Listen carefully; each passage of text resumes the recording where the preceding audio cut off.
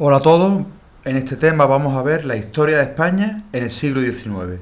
Un siglo muy convulso, con muchos cambios, muchas intervenciones militares, guerra, guerra defensiva contra los franceses, en fin, definitivos cambios de gobierno que harán llevar a España a una república, instaurar otra casa real como la Casa de Saboya, en nombre de Amadeo I, restauración borbónica años más tarde, en fin, diferentes épocas que vamos a ir viendo.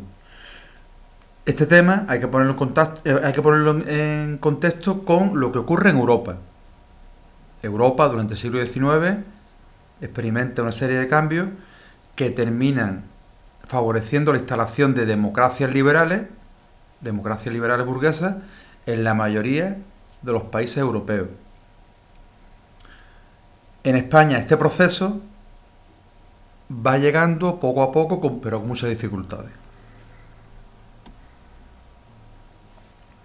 Para empezar, hay que remontarse al reinado de Carlos IV, reinado que se ve totalmente influido por el conato revolucionario, por la Revolución Francesa, que hará que todas esas reformas iniciadas por el padre de Carlos IV, por Carlos III, se vean frenadas. Así que España,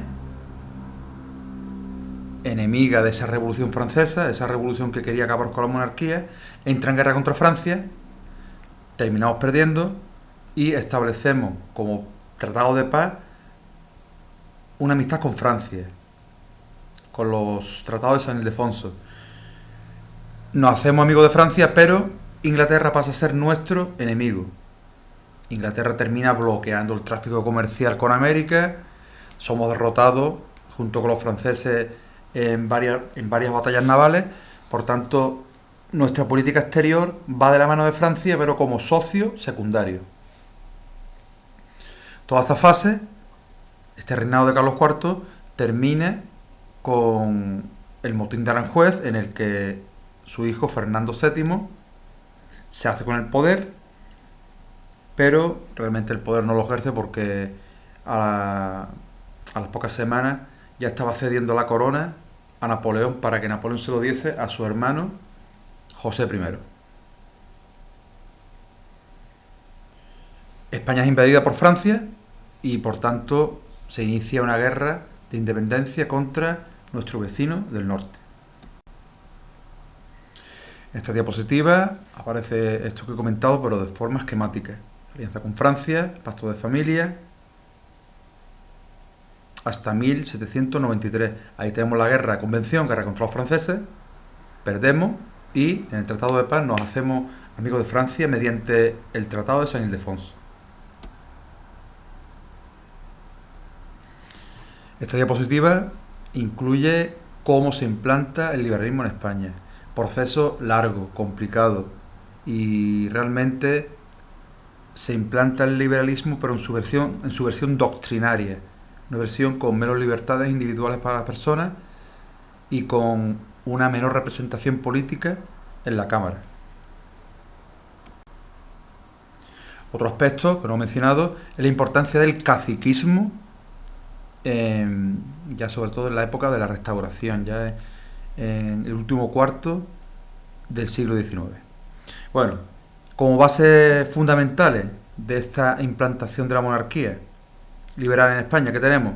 Tenemos la idea de una monarquía constitucional, gracias a las primeras cortes que dan lugar a una constitución, la Constitución de Cádiz.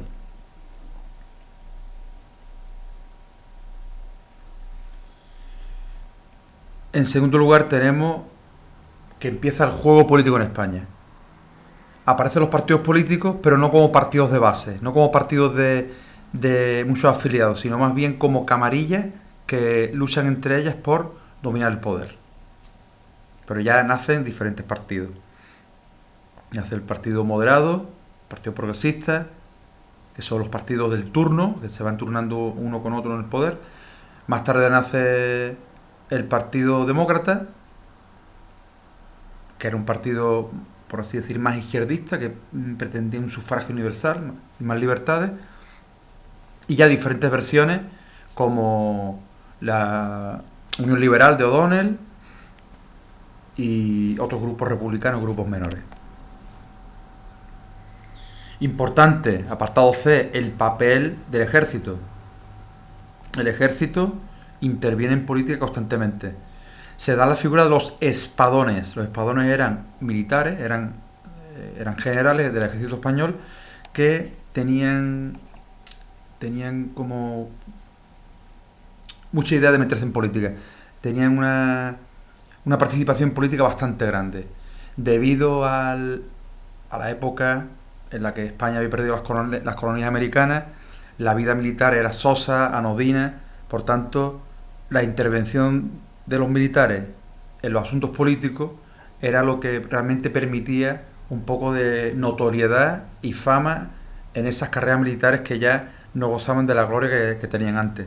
Así que cada partido tendrá su espadón. Narváez estará como espadón de los moderados, Espartero como espadón de los progresistas y O'Donnell como espadón de la Unión Liberal, como ese grupo que sale como centrista ya a mitad del siglo XIX. Y también en este siglo XIX tenemos constituciones, pero que son poco duraderas. Tenemos la Constitución de 1812, que apenas durante poco tiempo se pone en vigor, aunque aquí no aparezca en este cuadro, pero tenemos el Estatuto Real de 1834, que era una especie de carta otorgada, era como una constitución light, con menos derechos. La Constitución de 1837, que tampoco tuvo su tiempo en vigor. La de 1845, que sí tuvo más vigencia. Después tenemos una Constitución que no salió, no es nata, es que no nació, no salió, no se aprobó. La del 56. La Constitución de 1869, que es una Constitución que bien duró poquito. La Constitución republicana, que tampoco nació, la de 1873, una Constitución que tampoco vio la luz. También se dice non nata, como que no nace. Y por último, una Constitución que sí tuvo bastante duración y ahora mismo llega a tener casi la misma vigencia que la que tenemos ahora mismo, la Constitución de 1978. Porque en vigencia esta Constitución estuvo de jure hasta la dictadura de Primo de Rivera, hasta 1923. Por tanto, serían 23 años más 24. Tenemos 47 años de duración de esta Constitución. La que tenemos hoy en día pues, todavía no ha llegado a esos 47 años. Así que fue la Constitución esta, la de 1876, la Constitución más longeva que hemos tenido por ahora. Bueno, yo hago una comparación un poco de forma anecdótica entre los gobiernos moderados y los gobiernos progresistas, a grandes rasgos. Los gobiernos moderados son gobiernos con menos libertades. Aquí vemos el ejemplo del perro que está atado y evidentemente no puede pasear, el perro lo que quiere es pasear. A la derecha tenemos una imagen donde se ve una persona paseando a un perro que va con cierta libertad, se puede mover aunque sea. Pues eso serían los gobiernos progresistas. Permiten ciertas libertades individuales, las aumentan, pero no quieren que el sistema cambie a una situación donde cambie las bases sociales. El poder quiere que siga siendo el mismo, el poder siga en las élites. Pero esa es la diferencia, realmente. Lo pongo de esta manera, un poco anecdótica, pero bueno, sí también más fácil que se quede. Gobiernos moderados, menos libertades individuales, gobiernos progresistas, algunas más. No muchas, sino algunas más. Como eje cronológico, tenemos aquí la crisis de la monarquía de Carlos IV, con ese tratado de Fontainebleau, ese acuerdo que permite a los franceses pasar a la península ibérica, la invasión napoleónica, con 3 fases, el primer año, los primeros meses, resistencia popular, aparece en octubre de ese 1808 Napoleón con la Gran Armée, esa gran armada que invade Francia, esa gran armada ese gran ejército, la Gran Armée, que invade España, y ya los dos últimos años, de 1812 a 14, que vemos como los ejércitos contrarios a Napoleón, las tropas españolas, con el apoyo de ingleses y portugueses, terminan echando a los franceses de la península ibérica e incluso conquistan ciertos territorios del sur de Francia. Este tratado es el de Fontainebleau, donde se reparte Portugal, un acuerdo en el que España permite a Francia que pase por nuestra frontera y Portugal se reparta en tres partes. Una de ellas para España, otra para Italia, una de ellas para España, otra para Francia, y por último tendríamos un terreno que sería para otro soberano. Aquí tenemos las fases de la guerra, como al principio el pueblo español consigue vencer a las tropas francesas varias veces, y este es un cuadro idealizado, porque varios personajes que salen aquí ya estaban muertos, porque habían muerto en el campo de batalla, como algunos generales franceses de aquí. Pero bueno, aquí lo que se ve es la batalla en la que el general Castaño vence en Bailén a las tropas francesas. En una segunda fase, como antes dije, Napoleón entra con la Gran Armée y vence la batalla de Somosierra y establece un control casi total de la península ibérica, excepto Cádiz y Lisboa, y por ciertos momentos también territorios en La Coruña. Zona de La Coruña también quedó libre del dominio francés. Una tercera fase en la que hay una guerra de desgaste, aparece el término guerrilla, donde partidas de soldados, bandoleros, socavan las resistencias de los franceses. Y por último tenemos los dos últimos años en los que a Francia se le acumulan los frentes y el avance de ingleses, portugueses y españoles termina derrotando a los ejércitos napoleónicos. Aquí tenemos la imagen de la batalla de Arapires, donde España vence. Otras batallas, como la de Vitoria, la de San Marcial, terminan apuntillando a las tropas francesas. En esta imagen podemos ver la evolución cronológica de la guerra. Botín de Aranjuez, abdicaciones de Bayona, donde Carlos IV y Fernando VII le dan la corona española a Napoleón, y Napoleón se la termina dando a su hermano, José. Como José I se pone como rey de España, claro, puesto por Napoleón. Hay revueltas en Madrid, una represión del 2 de mayo, y empieza ya la guerra, realmente. Tenemos aquí las fases, como antes he comentado, fase de la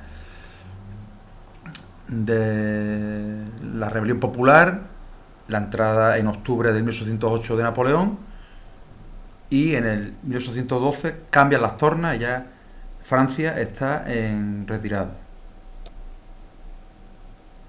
Este cuadro podemos ver diferentes batallas, movimientos de las tropas, definitiva, avance francés, dominio, guerra de guerrillas y reconquista de ese terreno hasta incluso llegar a territorio francés. Este periodo también es importante porque salen las Cortes de Cádiz. Las Cortes de Cádiz como garante de la representación del pueblo español. Estas Cortes de Cádiz elaboran una constitución que establece una soberanía nacional. El poder descansaba en la nación. Una ideología más bien progresista. Una división de poder ejecutivo, que estaba en el rey y los ministros, legislativo, que estaba en las Cortes, que elaboraban las leyes, y judicial en los tribunales. El sufragio era masculino, pero indirecto, y establecía una serie de derechos individuales, derecho de imprenta, de imprenta de prensa, ¿no? Porque cuando derecho de imprenta, derecho de prensa, de propiedad individual, claro, inviolabilidad del domicilio e igualdad ante la ley. Los principios liberales por antonomasia. Y después, relación Iglesia-Estado, se declaraba el catolicismo religión oficial. Entonces España era un Estado confesional. Aquí tenemos otra imagen de las Cortes de Cádiz, ¿no? Un poco más de información para que podáis completar los aspectos de este tema. Aquí tenemos el Teatro Cómico de la Isla de León, en San Fernando, en Cádiz, que fue donde se reunieron las Cortes de Cádiz por primera vez el 24 de septiembre de 1810. Bueno, imágenes también que relatan acontecimientos de la guerra, como la carga de los mamelucos o 2 de mayo, un cuadro de Goya, que lo pintó 6 años más tarde. Así que siempre aparece esta situación un poco, pues, intentando darle un cariz ideológico. Aquí tenemos otro cuadro, que sería el 3 de mayo, o los fusilamientos de la montaña de Príncipe Pío. Un cuadro que tiene esos dos títulos. Y aquí se ven españoles, bueno, madrileños, que son fusilados por los franceses, los soldados franceses. En esta época también se dio la independencia de las colonias españolas en América.